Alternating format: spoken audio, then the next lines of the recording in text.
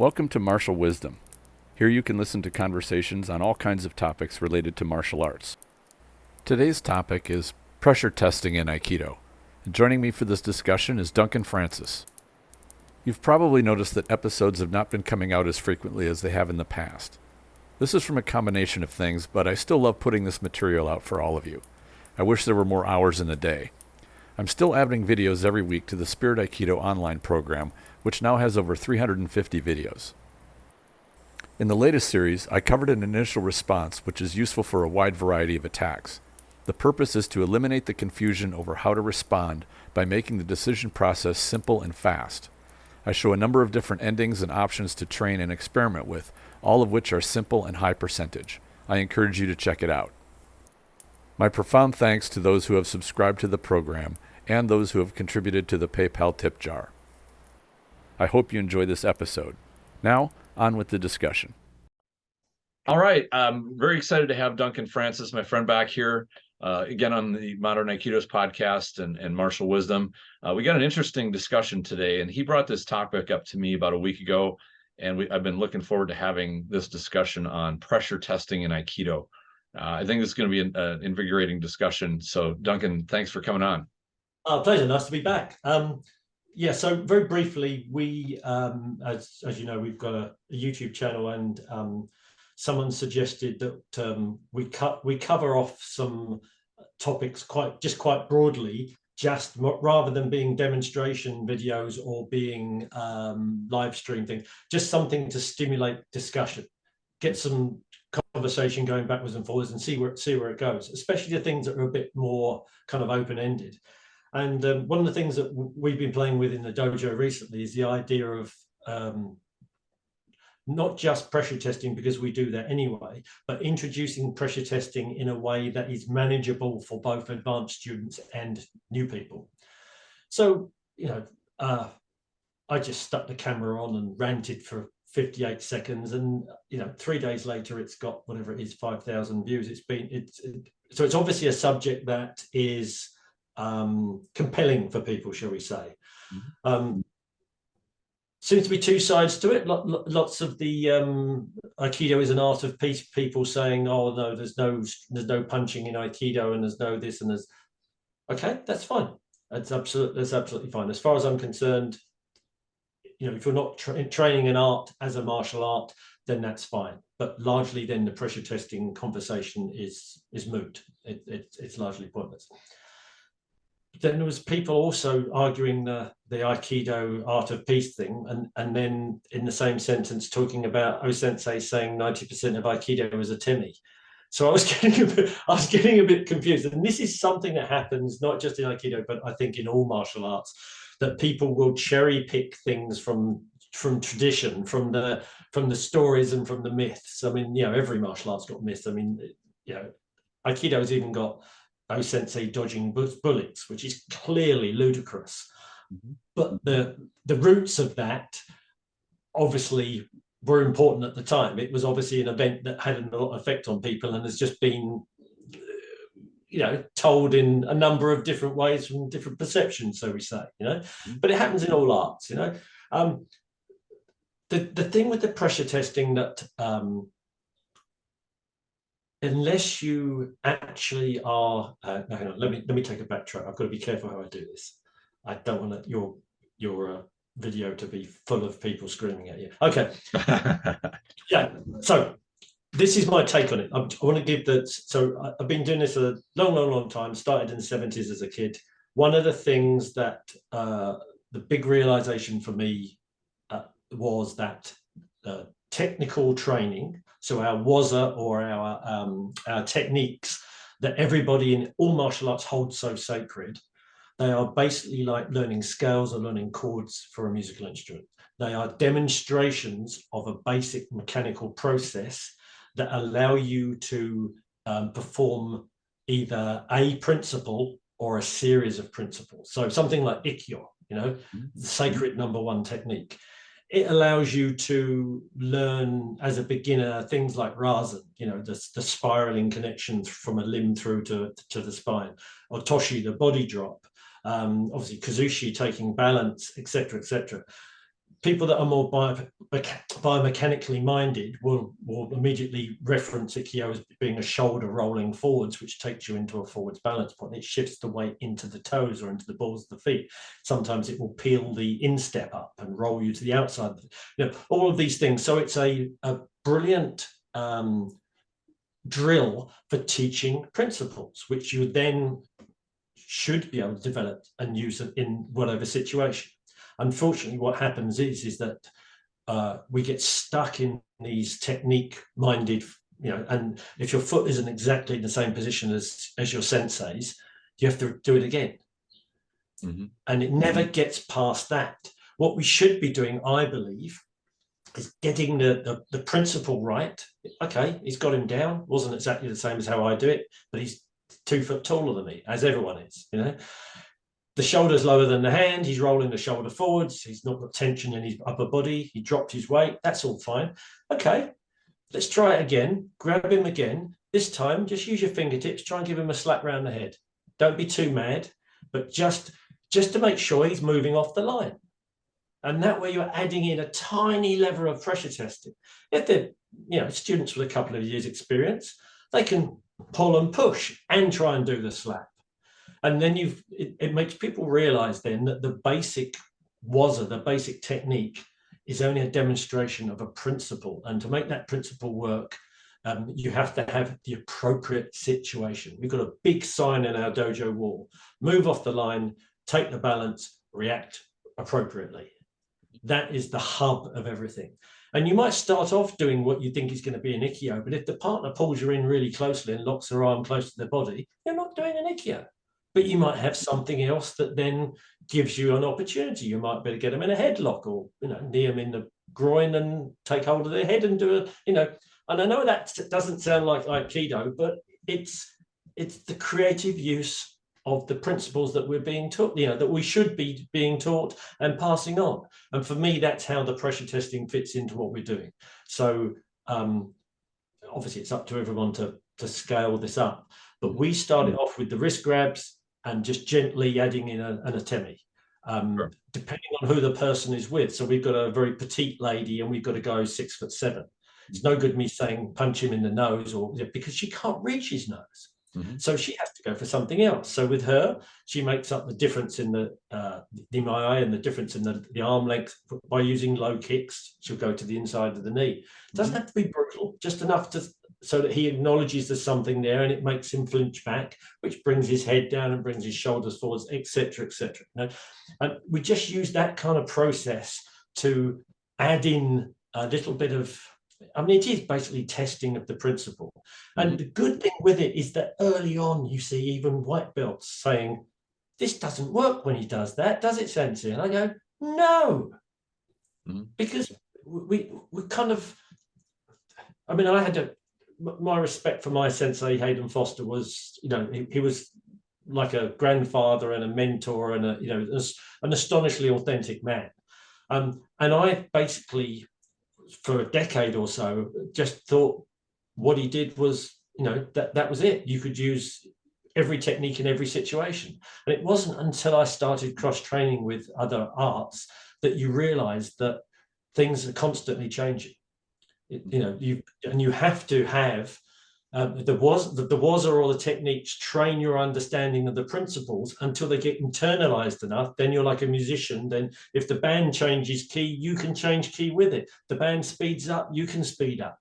If the band's going too fast, you can drag the beat back. I'm sorry about the musical metaphors. I'm a musician. It's the only one I've got.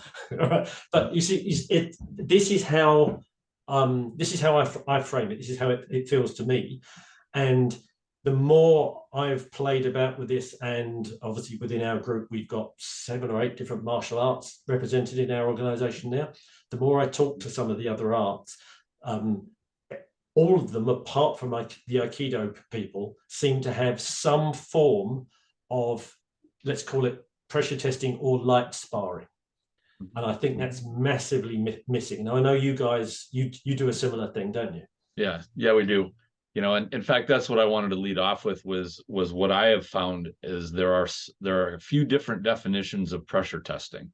And for anybody listening, I think it would be good for us to cover some different ones because it's easy to try to hear a description of one and think that it doesn't fit what you have in mind because you're thinking of something else. Not you, but whoever might be listening.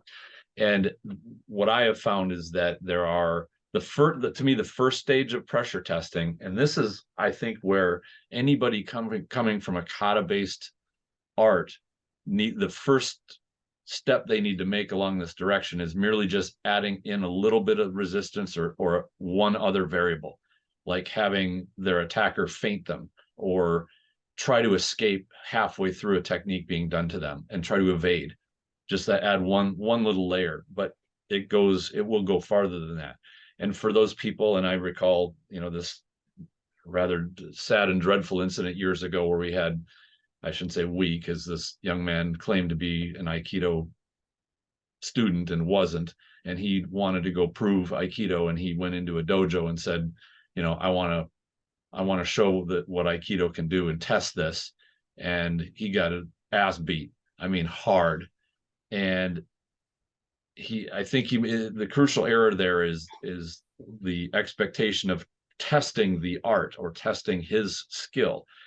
And that is, the first thing to know is if you can't do it at like 30% intensity, don't think you're going to succeed at 80% or 100%. Because this is one of the most common things that I've heard in almost every discussion or argument about pressure testing is they think it's 100% everything, full on fight. And that may be the ultimate goal, but that is not where you want to start with pressure testing your technique. I'll assure you that. And when years ago, when Rokas first went into a ring with his MMA fighter friend, that guy was going maybe 30% intensity and he just had no response. Like Rokas couldn't do anything. And so, but he found out there without getting his teeth beat in or slammed hard and sent to the hospital that there was issues with what he was taught and trying to apply. And so as you learn, if you want to go down that road, do it in graduated steps. Don't try to go all the way to from an instructor's point of view, that's actually a very difficult thing to do. It is very difficult. And we've got our pressure testing that we do in scales, and we've also got the sparring that we actually got a 4-level sparring system. But trying to develop that, make it safe, make it valuable, and make it usable for people of all levels is actually a very tricky thing. It is tricky. It takes some patience, and it takes letting your ego go, because this is where I don't want to say necessarily the ego, but it's you take away the one thing that you want, which is the stress, because pressure testing is you could put it under the stress inoculation category of training. You want to get used to a stressful situation where you can remain calm and perform without getting into that high stress state yourself, where your technique goes to garbage. You want to try to keep that as much as possible. And in testing it, you want to basically test your spirit to see that you don't become unglued and panic. And again, you do that in graduated stages, but to me, you also don't do it by throwing a million variables at the student initially, because you will get overwhelmed even at 20 or 30% intensity. And what I heard you describe was actually what I would call a Henkawaza type situation, where you're looking to adapt to changing conditions. And I think that alone. That comes out of the pressure testing. Yes, with even at a low level of pressure or low level of stress, that is incredibly difficult to do. But it should be trained. It should be, and that's where even the grapplers who work at low intensity, but they just keep going and going and going, and they're always adapting, and positions are changing, and they need to counter and correctly and evade. Like that is a valuable skill. And I think that is best trained at a lower intensity level, because it allows you go slowly enough that your mind can start to can study and understand. So once you burn in those patterns, now you can your body's used to it. Now you can start upping the speed and the intensity without coming unglued and panicking. Like that to me is the process. And so pressure testing is far more than just saying, okay, I've done, my katas 5 million times and I've got them down, and now it's okay, go time. Then, try to kick my ass. Like that's a bridge too far, one might say. Sure. Yeah. And once people start going 100%, you always get accidents. I mean, right. you know, occasionally when I've let my guys, you know, go, well, probably 80% to be realistic, because they're not stupid, but you get the odd finger in the eye and things like that, and it's just counterproductive to actually learning. Also, the reality of a real situation, and again, this is another thing for another conversation. Most martial artists or dojo martial artists have never been in a fight, and they don't understand the randomness and the ferocity and the emotional and physical, but also the emotional and physical pathway. Most fights, there's the tension, there's the build up, there's the big explosion, and then within 50 seconds, most of the time, your average person in the street is done, is burnt out. And then the pace changes, and you know. So to go flat out in the dojo with someone that's young and fit and you're already warmed up and stuff, it's not representative of what you're going to meet. Sticking at 75% and being a little bit more tactical about it and acknowledging what's happening. Okay, I tried to do that and that got me tagged. Okay, I'll do it again. I'm more successful. You know, I'm taller than this guy. I'm going to try and use my height to get over the top and get behind and take him. I'm smaller. I'm going to try and pass under the arm and I'm going to try and take his back that way, or whatever it is. And it becomes much more strategic, and there's a lot more lessons that actually sink in. You know, it's but the Henka Wajir thing, you're absolutely right. We sometimes, and again, it depends on the class, but we sometimes will do a basic technique, especially if we've got some absolute new people on the mat, and I just want to kind of have a bit of fun with them. We'll do something completely basic, and then we'll add a little bit of pressure. As you say, a push or a pull or a little fingertip tap or something like that. And I won't give anyone any clues. And I'll just say to them, okay, react. See if you can still don't use strength. That's always the first thing I always say to people, because otherwise the strongest person is just going to smash the other person. And it's, you know, keep it as body movement based. See if you can still apply that technique, or at least the principle that technique is meant to be teaching you. And that allows people to have an open discussion about what they think that was or that technique is teaching them, which is good because people often perceive things slightly differently. But then you see complete beginners twisting out of stuff or jumping out of stuff or pulling back or whatever.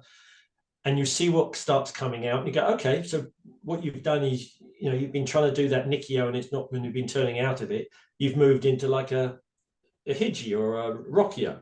Okay, let's formally do that technique then. Let's have a play with that. Okay, then let's go back to it again. Let's do the pressure testing. Next time the guy pushes, let's see you flow more neatly back into it. And they're learning two techniques, but they're also learning the flow between, and they're understanding the relationship between the two techniques, where one is basically the fail-safe of the other. And there's lots of techniques in jiu-jitsu and Aikido like that, where one technique is the natural flow through from the failure of another one. Yeah. It's just, you know, the Henka Wajir is like black belt, you know, it's nonsense. It should be, you know, day one. Yeah, it doesn't need to be, you have to graduate into it. In fact, I found that with Henka Wajir or Randori or any what a lot of students will consider advanced stuff, that you can do that right from the get-go. In fact, if you do that, your students never have built up in their mind that it's really scary, it's super difficult, like there must be something mysterious that no mortal can actually understand. And they create this wall in their mind that makes it harder to do when they finally do get to doing it. For sure. And the more that you burn in the patterns, because I mean, as we know, when you're in a class, you are burning in the patterns into your body, the patterns of movement, even the patterns of how you think. So if you always think in terms of paired kata, you'll have a hard time breaking out of that later when you're expected to break out of it. So like you said, it's good to start on those things earlier on, and by lowering the pressure down and only working with just a couple variables, you can easily work with brand new people and have them enjoy doing it and have fun with it. That's a big, I think, thing of martial arts in general. It should be fun to do.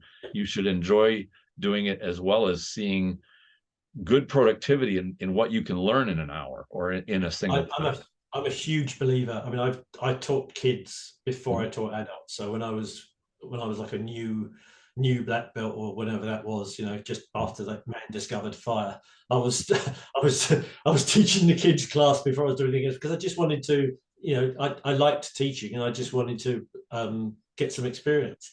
And you quickly learn with kids, especially, is that you can be sensei and clap and try and be strict and stuff, but you see their eyes glaze over. If you can develop things they think are games, which are teaching them the same principles, you get way better reaction.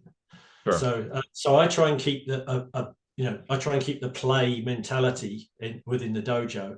You get a much higher energy level. You get a much better kind of, and then if someone does accidentally get a bit excited and someone gets walloped, which happens fairly regularly, no one takes offense at it. It's right. The atmosphere is better. It's the crossover between the pressure testing and the sparring. The two things for me are very much linked, because the minute you get people putting a little bit of something extra into a technique and then the other person is reacting to it, by definition, you have a low level sparring thing going on. Sure. And again, getting back to what we said earlier, whether it's the pressure testing or whether it's sparring, whether you're merging the two things as a kind of a amorphous concept, the setting of the rules as an instructor is the hardest thing, because you've got to keep people productive, you've got to keep people interested, you've got to keep them safe, and then there's got to be a way of feeding it through to people that have just started and people that have got 20 years experience. Yep. Well, one of the, it occurred to me too, and this is, as I was teaching it, I found one of the best ways to simulate something that I had a tremendous gift as I was coming up and through the Q ranks. And that is, I had another student who started about a year after I did, and he had the similar thing of what he wanted from Aikido that I wanted, which is to have my Aikido be powerful and useful against an actual real attacker. So when the two of us would partner up, we'd start out and we'd do the paired kata that we were shown from the instructor, and then I'd be like, okay, Mark, now give me some heat. I want you to start to screw up my technique. I want you to really make contact with me. I mean, put the emotional content in this, not just be a meat puppet for me to play with. And that's where I would start to pressure test just that one technique or that one response that we were being shown. Because I was always respectful to the instructor in the class. I didn't want to go off track and start doing my own thing. But between the two of us, we would like doing this with each other. And we were given, 5 minutes or something to work on a technique. And by the end, we're breaking a hard sweat trying to actually grab and punch or do whatever it is, attack the way that, as intensely as we could imagine it being done, and still have Nage do the correct technique. You were very lucky to have it. And so, but I wouldn't do that with everybody, because not everybody that's not what they wanted. So I could and I wanted to share this in this because somebody might be thinking, well, what if my classmates just aren't interested in doing that, and I'm the only one in there? If you can just find one person that either maybe after class you go and play and do this, or you can, get clearance from your instructor that if the two of you are partnered up, you can start putting heat on each other. That's what I was going to say. I think you were very lucky that you had an instructor that let you do that, because lots of dojos, that culture just isn't there. Right. But I think you hit the nail on the head there. Ask your instructor. Say, look, do you mind if we pressure test this a little bit? We'll be sensible. Yeah. Obviously, we'll practice the key on, and we'll do it with a bit of flow. Because back in the day, like for the Iwama guys, for example, they would do everything from the solid grip, then they'd do it with a step in, then they would do it with a little bit of flow where you start to make the technique as they touch you, and then you do it full kino nagari with the flow and leading the key and all that, which kind of is like a precursor to then adding, Right. It's a progressive step through. Yeah. Go ahead. Yeah, but I think, if you just ask your instructor, do you mind if we, and there's going to be someone else in the dojo that doesn't mind getting a slap up around the head, Well, and then okay, if somebody's being difficult, what happens to your technique and how do you adjust it so that you're safeguarded? And what I found was it shored up my footwork. It improved my placement and timing. It also impressed upon me not to let them take the initiative when they came in. I had to move, usually like in a rimi in a turn, or I had to come in with my atemi, or I had to come in and intervene and take that initiative away. Once my uke has intent, like actual real intent to land a shot or make his attack succeed, you have to take that from his mind. And this is where every martial art competitor that I've ever met will say the exact same thing. Martial arts is about 85% mental and only about 15% physical. But if you're in that paired kata, there's no mental exchange, there's no intent, there's none of that, then you've gutted most of your practice, and all you're working on is just the physical, which is a small part. It's an important part for sure. Absolutely. But Absolutely. but you'll find out that other 85% just how crucial that is when you have that mental engagement aspect.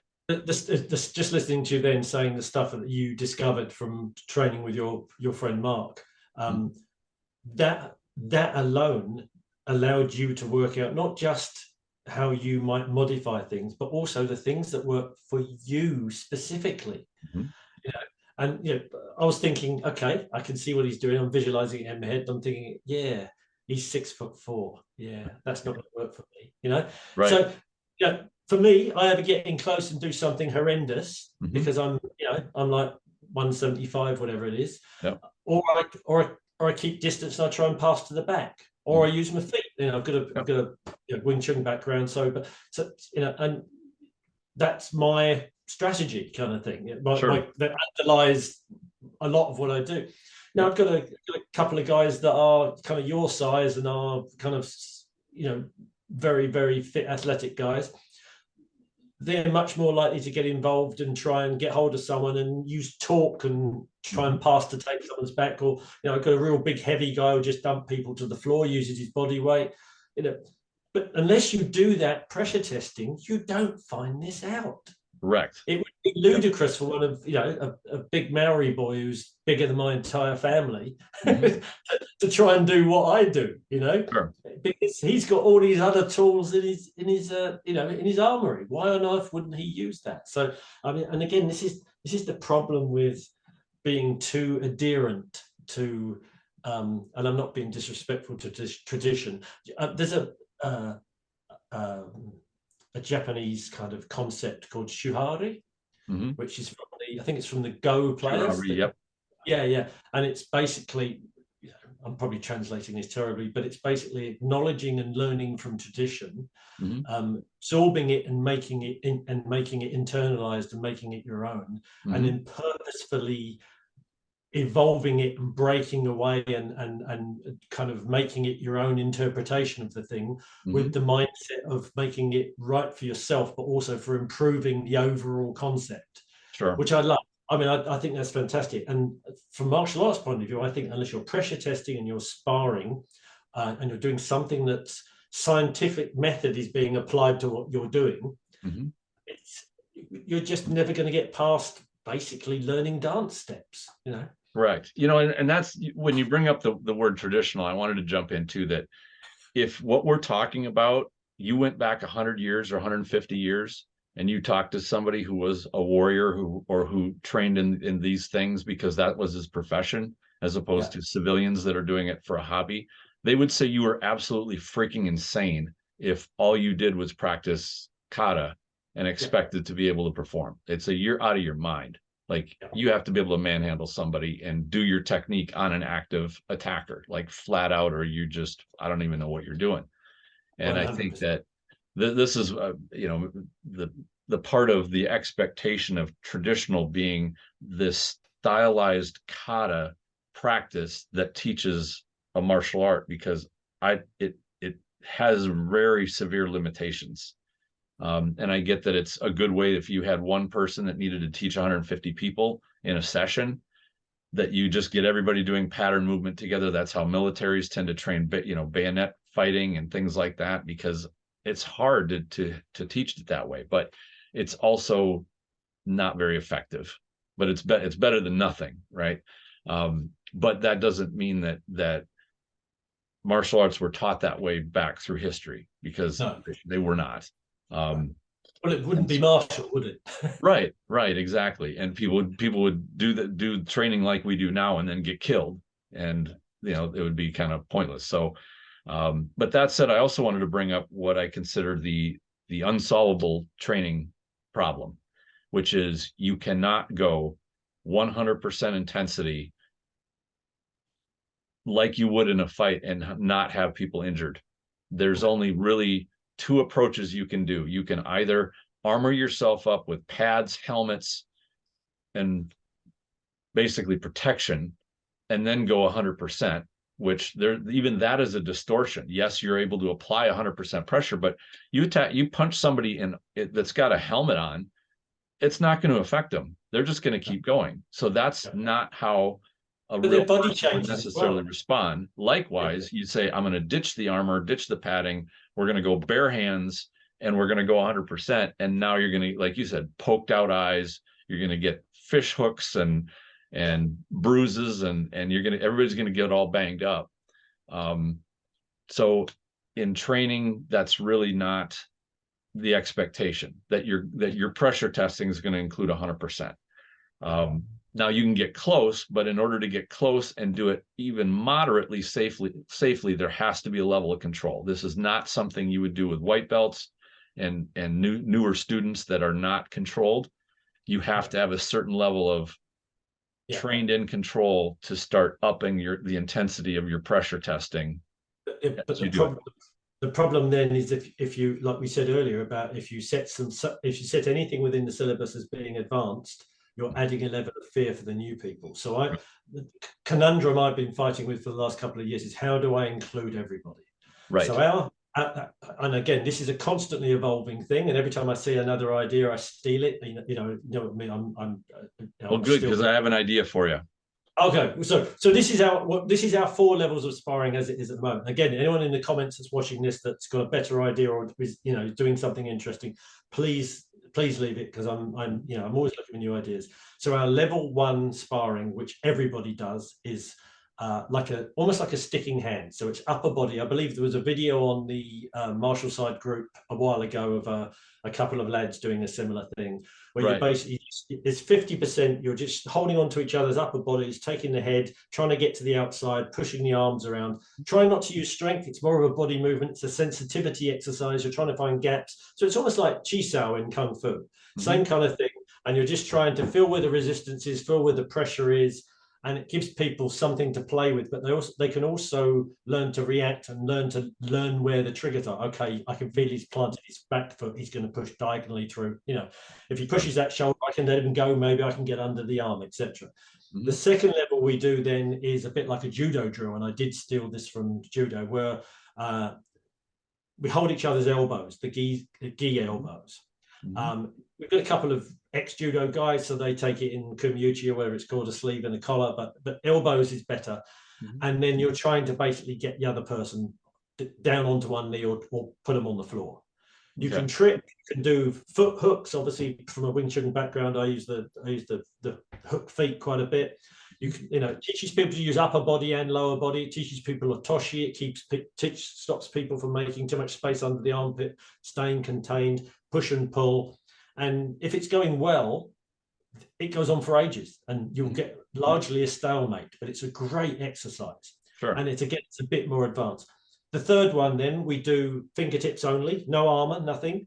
And it's head, shoulders, knees, and toes. And again, I stole this largely off someone else. So you're either trying to tap the hairline, the shoulders, the knees, or the feet, which then gets people used to people diving for their legs, because the single leg and double leg takedowns now are a pub fight reality, like it or not. Especially in New Zealand with rugby players, everybody tries to hit you at 100 miles an hour, And the thing with that then is, if we've got someone super tall and you can't reach their head, you go shoulders, sternum, knees, toes, or sometimes belt knot. Although the problem with belt knot, sometimes people get a slap in the wobbly bits. So you have to be a bit careful. But because it's fingertips, it's as quick as a normal fight. It stays, then people can throw stuff out, and it gets people, you see people naturally start to cage up, and they naturally drop their chin. It teaches that basics of, like, a boxing stance, so they're not standing there like this, hit me, And then the last one, the level 4, which we don't do a lot. I've still got to invest in a lot of headgear, but that's with head guard, mouthpiece, fingerless mitts, and then it's 50-75% depending on the students, and we decide what the attacks will be. So we might go jab, roundhouse, or jab hook combinations, Sure. in any order, and then you see what you can do. And if you can turn it into technique, or in a principle of a technique, so you can get underhook, take the back and a rimmy kind of thing, or you can roll them forwards and put the head down, a chiton kind of thing. That's considered you've gained mechanical advantage. That's a point. So with all of these things, if the other person gets the advantage, you do a press up. So there's at least some accountability to it, especially with the kids. And so far it's been working well. It needs, it's a work in progress. So as I said, if anyone's got any great ideas, but it just means that if you're doing something and people aren't quite sure why they're doing it, you can quickly throw in a variation on, especially the level 4 sparring, and it gives people a way of proactively testing what they're doing. And it's interesting because some people will suddenly get a light bulb moment and, okay, I understand this. Other people will say, I don't think this is going to work for me. And also, and if in a particular situation with that particular partner, it might not be functional. It might not be the appropriate solution, in which case you've got to draw on something else. But at least they know that. If they're with a tall person, they're not going to try and do an up and over Ikkyo, So yeah. It's been interesting. It's been as interesting for me as I hope it has been for the students. Yeah. I mean, those explorations are invaluable. And it's not that we all need to have the same solution, but we should all be working on our solutions. And it's cool that we can get together and share our ideas, because that's what will inspire others. And by the way, I've had a couple different instructors now in the last few months that have contacted me that have told me that they are actually reorganizing their curriculum because they want to do more things like this. And I've been thrilled to hear that. And even one just recently contacted me that he's going to basically overhaul Aikido to be more modern, realistic, and he's starting a new dojo. And I'm excited to work with them and just give them ideas and say, here's a bunch of things, here's the smorgasbord, go pick what you want from it and make it great. Give him my email and I can tell him all the things that didn't work. Yep. So the thing that I wanted to share, and I've got a couple of ideas on it. Firstly, I want to say I love sparring, but there's always something about it that has made me wonder there's something amiss with having that be a self-defense type situation. And that is, and it took me a while to really rationalize this, but it came to me like a light bulb of, in a self-defense situation, the goals are asymmetric. In a sparring situation, the goals are symmetric. Yes. And that's I wanted to have something that indicated the asymmetric nature of you're defending yourself from an attacker. And this is something that I got to liking it so much, I made it part of the yellow belt test. I do this to every single person doing their very first test in Aikido. And that is, I call it a one uke randori. I will have the attacker say, your job is to dominate Nage, and you can pretty much do anything you want and go. And it's not over until Nage has gotten control of uke and put him down. Doesn't matter what the technique is, but the main goal is don't get hit. So the way that I teach it, and I teach it kind of in layers the way that you do, the first job is to survive. Don't worry about applying a technique. You have to wait for your opportunity in order to do that. So I will teach a lot of head covers, and I have uke like swinging more like a wild person, because that's kind of a standard with a street fighter, with an assault, is somebody just getting, attack upon attack upon attack coming. And what I found is that learning head covers and shifting protects the head, and it makes Nage start to feel, okay, I'm not in a direct threat right now. If I'm moving around, I'm hard to hit.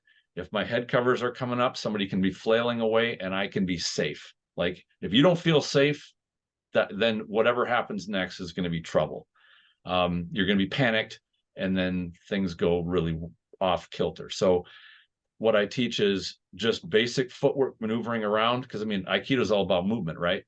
We want to be a moving target because we're harder to hit, harder to land, and we want to use head covers to keep from getting hit in the sensitive areas. We keep moving, and we wait for that opportunity. So when I start teaching the head covers, I do it from a defensive standpoint. And I've covered this in my online program of, specific videos of how to do it, but I'll describe it.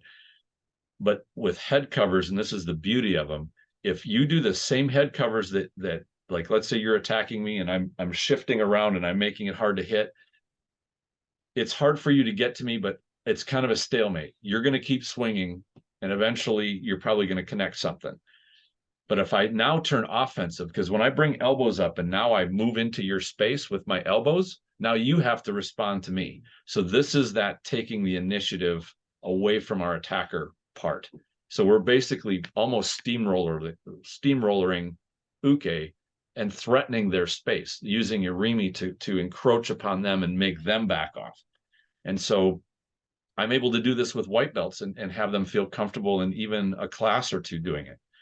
And to me, that's the foundation to build on, is when you have that attacker, you're going to have to get into their territory and take that initiative from them and take away their will to dominate you, and have it turn in their mind into, oh my, I need to protect myself. I want to get away from this. That's the mind change that needs to happen in a self-defense situation, right? This is fascinating. Earlier, I referenced the fact that you're a head taller than me. Mm-hmm. You're talking about head covering and then moving in with your elbow as the lead. Mm-hmm. Yep. Obviously, it's a weapon, but also it's a sensitivity. It's your first point of contact, so you can feel where the structure is and the balance and stuff. I teach it from a cage and then into the spear, because I need the extra reach, because I'm a short ass. Yep.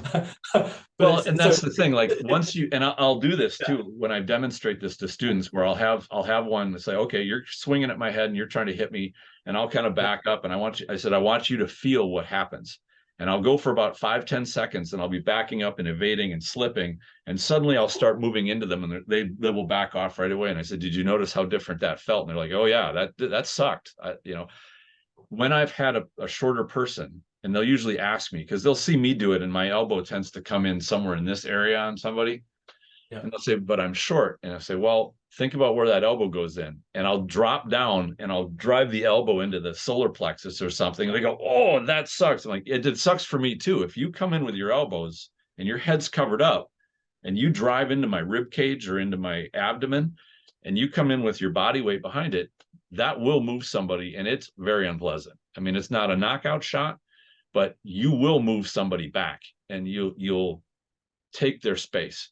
And then that elbow unfolds, and now you can get into, grab the gi rag, you can get into collar ties, you can get into something where you're taking control of their body, or you get an arm drag, you can get all kinds of great stuff from there. And this also this also teaches what I would call Aikido or grappling relevant skills, because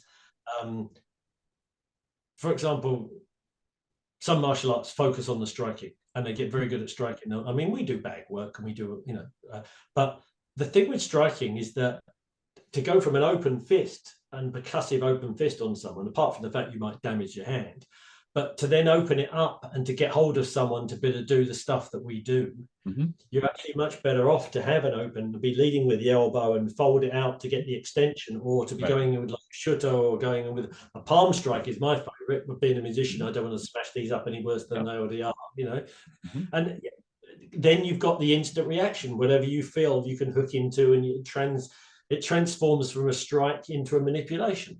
Right. And again, you could teach those as formal drills, but why not do it as part of something that's much more immediate? I mean, that's absolutely spot on. I think it's common sense. Well, and when I've talked to students, there's other people speaking to you that are doing the same thing. I mean, within our organization, I think we all rub off on each other. So you see a gradual change, even amongst some of the more traditional guys. Sure. I've seen in their training now, they're getting much more creative with their application. I sat on a gang grading the other day, and lots of what the sensei was asking them to do was, you could tell they hadn't really done before. Okay, 2 of you grab him, and it was like, okay, this is good. It's put him under pressure. To do that in a grading as well was great. But they handled it. Their body movement was fine, and so that's what we should be getting to. But it's how do you shift the mindset? How do you get people to when people are used to a syllabus where you can print out a PDF and it's got this technique and the name and everyone knows what that is, and you do that move and it's ticked off, how do you shift that into something more broader scope, more concept based? This is the trick thing. I'm glad you mentioned that, and especially with the grading, because we just did a Shodan test the other night or last week, and the uke was a purple, or about to be tested for her purple belt, and she was just like, I said, you're a combination between a tiger and an octopus, because she didn't do the typical, and this goes right back to that kata. How many ukes will do an attack, even a spirited attack with intent behind it, and then just give up? Like, they stop and they let nage take their turn and get to just maneuver their body, and they're like, okay, I'll just go to the ground and I'll settle into a nice, I've been pinned position, and I'll wait for the pressure, and then I'll tap a little bit. She just kept going. She was like relentless. And it was hilarious because, I actually brought in somebody else, my grappler friend, to actually increase the pressure on him. I'm like, this is a Shodan test. He needs to feel pressure and threat. Well, she, within 5 minutes, had him huffing and puffing. Like, she scared him, because when she would be taken down, she'd hook an ankle, or she'd wrap up and try to, keep going, try to evade the technique, test the pin, try to evade and not be drawn into the pin position, and then try to attack some other way. Like, and because it was a Shodan test, she knew that it was pretty much open license to be as annoying as an uke as she could, just to but still safely. Right. Yeah. Yeah. And she wasn't a kamikaze, or anything like that, but it was more of a spirited attacker that you might get. It's not going to be one contact and then uke gives up. It's going to be, they're going to keep after you, and you have to learn things like, if you pin somebody, don't have your foot right next to them where they can hook it, because they will grab it, or they'll try to tackle you with it, or things like that. I think, to answer your question, that's the next step of breaking out of the normal one attack, the defense that goes really well, and you set them down and you follow into that pattern. It's, now you have an uke who's relentless. They're not going to stop until you have control of them, flat out, and they'll try to evade the control. They'll push back against it. That's the level 4 pressures testing mixed with the level 4 sparring. That's the two things coming together. So, and you can start right with your paired kata and just add that in alone, and you will find a whole new world of of learning about technique when somebody's actively trying to get out of it. Now, the one thing that I found that's the tricky part, and that is and every uke does this, I've caught myself doing it many, many times, is what's going to be done. So you do your attack and then you retract back out quickly, because you're going into a trap and you don't want to be caught into that trap. But then the point I try to impress with students is, you have to, every time you're uke, you have to attack with the abandon of that somebody has no idea what is about to happen, and full commitment. If it's a strike, if it's a grab or something, it's got to be 100% like you mean to do this. Even if, and this is something that if you are a spectacular uke, you can have the 100% intensity and go 20% speed. You do not need to have the speed with the intensity. You must have picked that out of my head. I was gonna, the hardest thing to teach to people is to put emotional content into an attack, like genuinely. And I've even had to do like little visualization things with some of my guys, especially the teenagers, because they kind of get all uncomfortable with it. But the emotional content and the intention of actually landing that strike, none of this putting a punch, but then still be able to do it at 50%. Right. And then if they get that, once their adrenaline starts going, not sneaking it up and trying to, on either side. So you don't accelerate the technique past their 50% punch so you can get past it with speed, because you couldn't do that in real life. Right. Trying to keep the, and it's a tough thing. It's a very, very tough thing. I've met top martial artists that can't do it. I mean, Shihans that cannot do it. So it's a precious few that will let their ego go, will really be uke. They will give the body and commit into that attack, even though they know that it's going to get turned around. but to still follow through. Now, the other thing that I will say, and this comes back to what you said earlier about a Nage who will say, well, Uke retracts out. They've backed off. From a self-defense standpoint, isn't that a win? When your attacker decides to back off of you? Like, the goal is not to necessarily pin and control somebody. I mean, if you get that, is great. But if your attacker goes from wanting to rip your head off to backing off because they're afraid of you, well, now I consider that a win. You've made them rethink, do I really want to do this? And this is something that, I in studying, you asked me before the show, I did a class on carjacking just the other night, where criminals are often very easily dissuaded. They thought they had an easy prey, and if you show them that you're not and they back off, high level of probability they're going to say, this isn't worth it, I'm leaving. Because they don't want to fight, they want a domination, they want merely to take. And this is how self-defense really is about learning human behavior as much as it is, or far more than it is about learning techniques or moves or things like that. And what you were saying about the asymmetric right, the asymmetric goal, exactly. Self-defense is about survival. That's it is. And when you prove to a predator who thought they were going to have an easy time that you're not an easy time, chances are that's going to be where your self-defense, the physical aspect, will end. And it's not guaranteed, but it'll do a lot better than doing nothing or just trying to run. And so, I wanted to offer that in there too. Well, I just want to round off by saying thanks for having me back on again. I know I tend to rant. I'm always getting shouted at for that.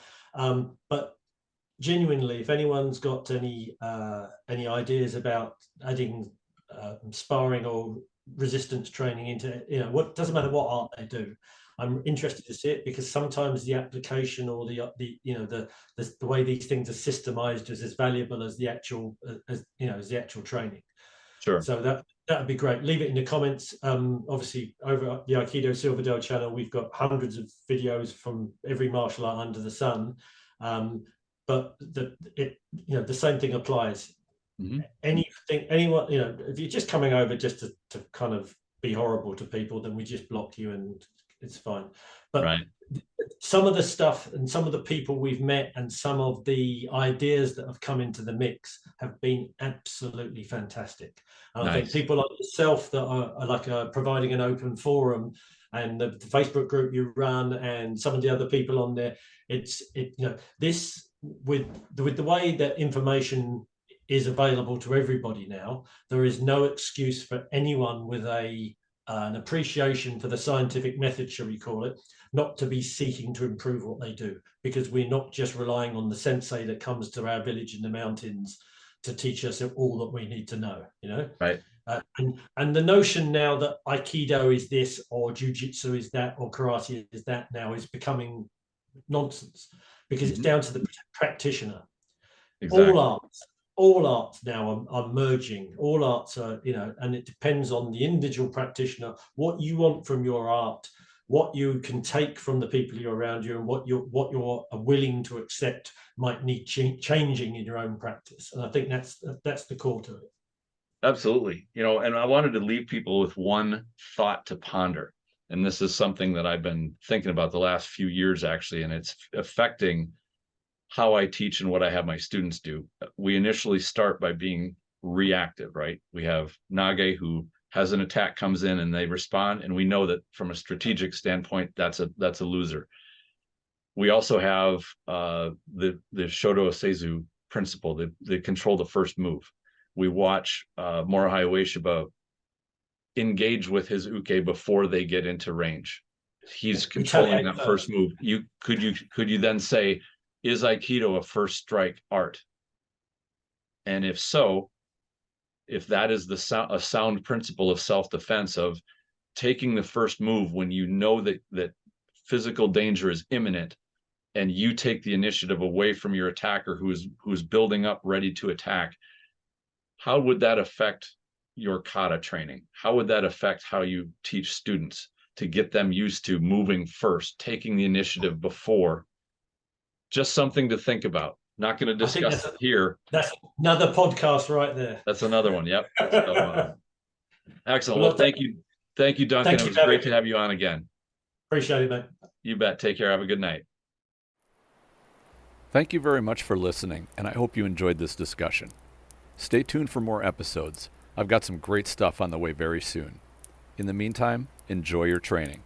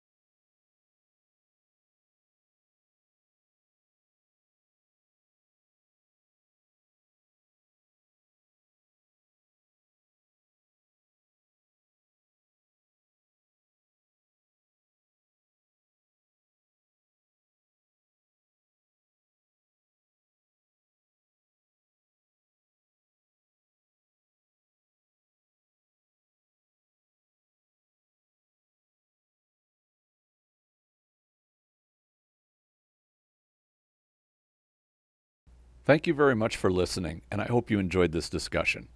Stay tuned for more episodes. I've got some great stuff on the way very soon. In the meantime, enjoy your training.